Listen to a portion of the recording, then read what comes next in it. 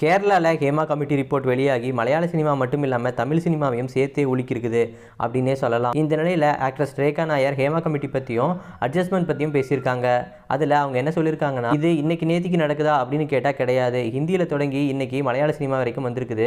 இது ஒன்றும் புதுசெல்லாம் கிடையாது. தமிழ் சினிமாவில் இந்த மாதிரி கேஸ் தோண்டி பார்த்தோம் அப்படின்னா லட்சக்கணக்கில் சிக்கும். ஒரு பிரபலமான நடிகையில் தொடங்கி இன்னைக்கு தான் ஷூட்டிங் ஸ்பாட்டையே பார்த்தேன் அப்படின்னு சொல்கிற ஒரு ஆண் பெண் எல்லாருமே வந்துட்டு சினிமாவில் இதை ஃபேஸ் பண்ணிக்கிட்டு தான் இருக்கிறாங்க.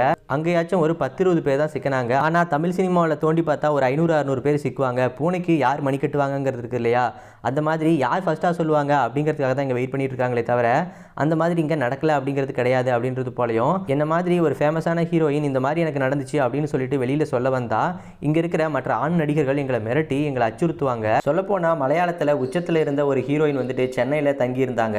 அவங்க இந்த மாதிரி ஒரு குற்றச்சாட்டை வச்சதுனால சென்னையில் இருக்கிற அவங்களோட வீட்டை அடித்து தரமட்டமாக்கி அவங்கள பயமுறுத்தி சென்னையை விட்டே துரத்திட்டாங்க அப்படின்றது போல ரேகா நாயர் சொல்லியிருக்காங்க.